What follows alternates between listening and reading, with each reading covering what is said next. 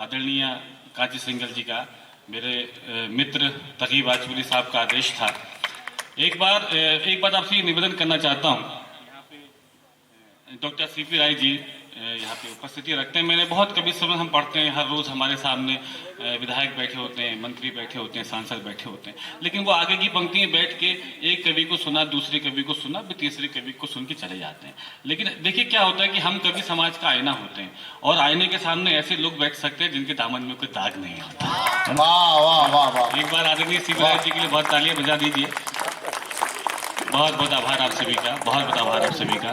कांची सिंघल जी ने ये जो संयोजन किया है, देखिए आप सब लोग इकट्ठा हैं, ये पीछे बच्चे हैं, अमूमन ये देश का भविष्य। पानी देते हैं दरियाओं को ले जाओ, अर्थव्यवस्था पे चोट हो जाए तो थोड़ा सा आशीर्वाद दीजिएगा। मैं ये कविता, आप यकीन मानिएगा, मैं इतने अच्छे लोग सुन रहे हो कि वो कविता सुना रहा हूं जो मैंने आज तक सुनाई नहीं। आप YouTube भी खोल लोगे तो उसमें नजर नहीं है। देखिए राय साहब देखेगा, अरे जहरीला पानी देते हैं दरियाओं को ले जाओ, जो आंगन में ला करते हैं उन पाओं को ले जाओ, जो आंगन में ला करते हैं उन पाओं को ले जाओ, लौटा दो कोहिनूर हमें उसके बदले अंग्रेजों, अरे भारत के सब भ्रष्टाचारी नेताओं को ले जाओ, भारत के सब भ्रष्टाचारी नेताओं को ले जाओ, जैसा जैसा द्वापर युग में था वैसा फिर कर दो ना, जैसा जैसा द्वापर युग में था वैसा फिर कर दो ना, हर दिल में भगवान बिठा दो और मन मंदिर कर दो ना, हर दिल में भगवान बिठा दो और मन मंदिर कर दो ना, गांधारी पुत्रों को कृष्णा फिर समझाने आ जाओ, अरे जितने भी झूठे नेता हैं उनको युधिष्ठिर कर दो ना, जितने भी झूठे नेता हैं उनको युधिष्ठिर कर दो ना। चार पंक्तियों निवेदन करता हूं आपको, परिवार की परिभाषा बताता हूँ, साहब परिवार क्या है, उसके बाद आपको एक बहुत ही अच्छा हंसता खेलता हुआ गीत सुना दूंगा, है ना। सुनिएगा परिवार की परिभाषा। मंच से भी आशीर्वाद चाहता हूँ जी। स्वागत स्वागत। हमारे बीच में चांद अकबराबादी साहब भी उपस्थिति रखते हैं, बहुत तारीफ कर रहे हैं तकी भाई इनकी, और कांची जी ने बहुत तारीफ की इनकी। मेरा बहुत सुनने का मन था चांद साहब आपको, लेकिन चलिए भविष्य में कभी ऐसा कुछ होगा तो आपको सुनने का मौका मिलेगा। आज मेरा दुर्भाग्य है कि सौभाग्य से मेरा ग्वालियर में कभी सम्मेलन है। कोई बात नहीं, निराश ना हो मोहन भाई, मफतलाल जी ने व्यवस्था की है, YouTube पर मिल जाएगा। अरे वाह, काव्य पाठ। चलिए ठीक है। तो चार पंक्तियां निवेदन करता हूँ, इसलिए बहुत कम आपको सुनाऊंगा। बाबूजी से अच्छा कोई यार नहीं हो सकता है। क्या बात है, वाह वाह वाह। देखो जी, बच्चे उपस्थिति रखते हैं, वाह, अपने जीवन में बांधना इन चार पंक्तियों को।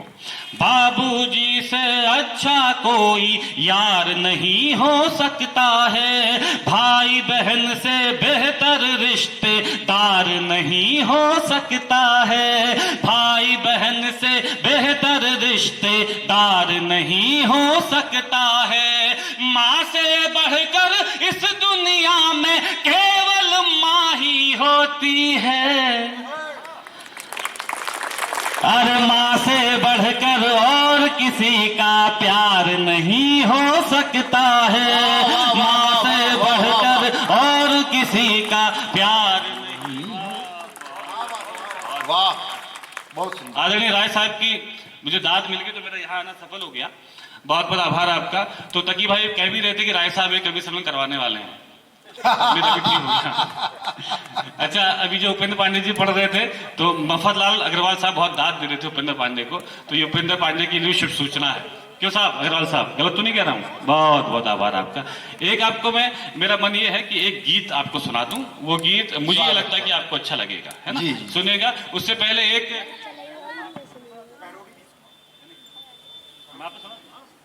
सुनिएगा, एक चूंकि माँ एक ऐसा सब्जेक्ट होता है राय साहब, सिंगल जी कि जिसके लिए अगर मैं आज के मंच से ना पढ़ूं तो मुझे वो आनंद नहीं आएगा, है ना। कुछ पंक्तियां मैं आपको सुना देता हूं, उसके बाद मैं आपको गीत सुना दूंगा, सुनेगा। तुतला कर अपने होठों पर माँ लिखा। क्या बात है, वाह। सुनना बच्चों, तुम्हारे लिए सुना रहा हूं आज मैं, है ना, क्योंकि मैं चाहता तो मैं ये भी सुना देता कि नन्हे मुन्ने बच्चे तेरी मुट्ठी में क्या है ना, लेकिन माँ सुनो। अरे तुतला कर अपने होठों पर माँ लिखा, माँ लिखा, माँ लिखा। तुतला कर अपने होठों पर माँ लिखा, तुतला कर अपने होठों पर माँ लिखा। अरे हर बच्चे ने पहला अक्षर माँ लिखा, हर बच्चे ने पहला अक्षर माँ लिखा। क्या बात है, वाह वाह वाह। प्रभु श्री राम के नाम का पत्थर तैरा करता था साहब, उसके बाद किसी के भी नाम का पत्थर नहीं तैरा। लेकिन साहब एक है शख्स, एक शख्स जो ईश्वर ने इस दुनिया में भेजा, उसके नाम का भी तैरना चाहिए। देखिए क्या होता है, सुनिए माँ क्या होती है, सुनेगा। माँ लेखा तैर गई हर एक दुआ आसानी से, तैर गई हर एक दुआ आसानी से, तैर गई हर एक दुआ आसानी से, तैर गई हर एक दुआ आसानी से। जब मैंने हर एक दुआ पर माँ लिखा, जब मैंने हर एक दुआ पर माँ लिखा, जब मैंने हर एक दुआ पर माँ लिखा। एक शेर आपको सुनाता हूँ, एक शेर आपको सुनाता हूँ।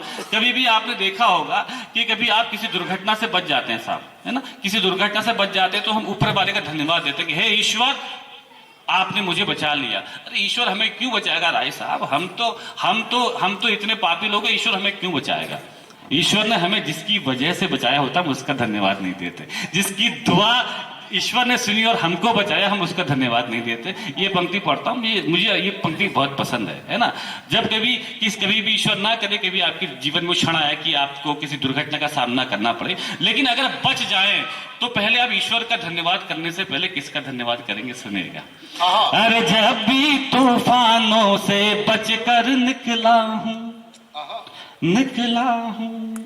जब भी तूफानों से बचकर निकला हूँ, जब भी तूफानों से बचकर निकला हूँ, जब भी तूफानों से बचकर निकला हूँ,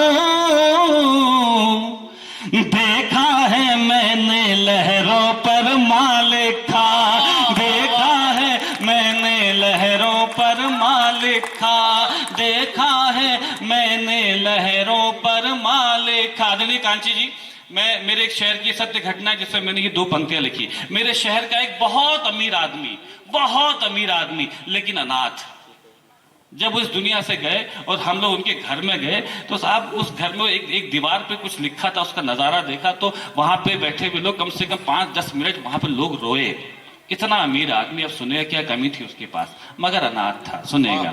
अरे एक अनाथ अमीर ने अंतिम सांसों से, क्या बात है, वाह। सांसों से, वाह। एक अनाथ अमीर ने अंतिम सांसों से, एक अनाथ अमीर ने अंतिम सांसों से, एक अनाथ अमीर ने अंतिम सांसों से, जाते जाते दीवारों पर माँ लिखा, जाते जाते दीवारों पर माँ लिखा,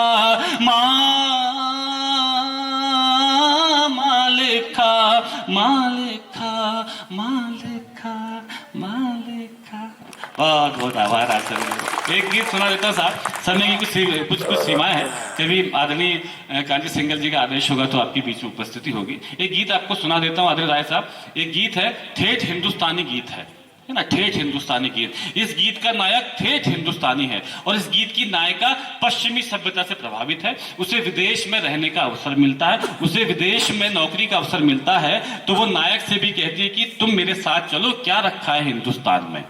तो वो ठेठ हिंदुस्तानी हिंदुस्तान की कुछ विशेषता बताता है साहब, और वहां से गीत आरंभ होता है।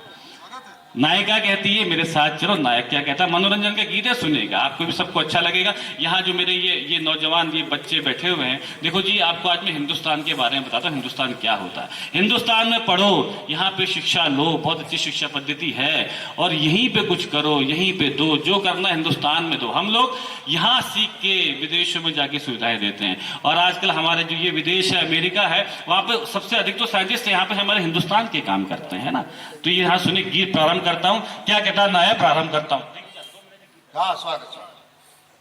नायक क्या जवाब देता है? नहीं नहीं नहीं नहीं नहीं नहीं नहीं नहीं नहीं नहीं नहीं नहीं, मुझको नहीं जाना उस पार, नहीं नहीं मुझको नहीं जाना उस पार, अपना तो हिंदुस्तान बढ़िया, नहीं नहीं मुझको नहीं जाना उस पार, अपना तो हिंदुस्तान बढ़िया, वहां गोरों की होगी भरमार, अपना तो हिंदुस्तान बढ़िया, नहीं नहीं मुझको नहीं जाना जाना जाना जाना जाना जाना जाना जाना जाना जाना जाना जाना जाना। एक बात मैं आपसे निवेदन कर दूं कि हम कवियों के पास कोई भी वाद्य यंत्र नहीं होता साहब, है ना। आपकी तालियां ही हमारे लिए वाद्य यंत्र का काम करती है। आपकी तालियों से इस बात का आकलन नहीं होता कि हमारी कविता अच्छी है या अच्छी नहीं है। आप लोग जब तालियां बजाते हैं तो हम कवि लोग सांस ले लेते हैं, है ना। मैं आपके लिए आसानी ये करता हूँ, जब भी मैं ये कहूँ ना मुझको नहीं जाना जाना जाना, तब आप ताली बजा देना, बाकी पूरा गीत सुनेगा, लेकिन बजा दीजिएगा साहब। ऐसा ना हो कि आप तालियां ना बजाएं और मैं बोलूं मुझको नहीं जाना जाना जाना और मैं चला जाऊं, है ना। तो एक कवि की हत्या का पाप क्यों ले रहे हैं आप सभी? तो आप सुन के कि कवि सुमन मैं आपको आज सिखा के जाऊंगा कवि सुमन सुनते कैसे हैं, है ना। तो शुरू करें। मुझको नहीं जाना जाना जाना जाना जाना जाना जाना जाना जाना जाना जाना जाना जाना जाना जाना। अरे वाह वाह, ठीक है। अब सुनेगा, निवेदन करता हूँ गीत का अगलापन साहब। एक साहब एक टर्म्स आती है बाबूजी, एक टर्म्स आती है, एक नाम होता है ग्रीन कार्ड। ग्रीन कार्ड के बारे में किसने सुना साहब? आप लोगों से बताइए, किसी सुना हुआ है? एक ही भाई साहब है पढ़े लिखे, है ना। और जिन्होंने नहीं सुना उनको मैं बता दूं साहब, जब कोई भी हिंदुस्तानी आदमी किसी भी विदेशी महिला से शादी कर लेता है तो उसे उस देश में रहने का अधिकार मिल जाता है, उसे कहते हैं ग्रीन कार्ड। लेकिन साहब कुछ होते हैं ठेठ आधार कार्ड वाले। और एक इस बात से राय साहब ये बात साबित होती है कि अगर पूरे ब्रह्मांड में पुरुषों की कहीं खूबसूरत प्रजाति पाई जाती है तो वो हिंदुस्तान में ही पाई जाती है, ऐसा नहीं, क्योंकि अधिकतर विदेशी महिला यहीं बेचने आती है। लेकिन साहब ठेठ आधार कार्ड वाला क्या कहता है सुनेगा, उस विदेशी महिला को सुने, निवेदन करता हूं। अरे मुझको नहीं कोई भी ग्रीन कार्ड चाहिए, मुझको नहीं कोई भी ग्रीन कार्ड चाहिए, आधार से तुमको घर जुड़ना हो आइए, आधार से तुमको घर जुड़ना हो आइए, आजा आजा आजा आजा आजा आजा, पहना दूं साड़ी गोटेदार, अपना तो हिंदुस्तान बढ़िया, मुझको नहीं जाना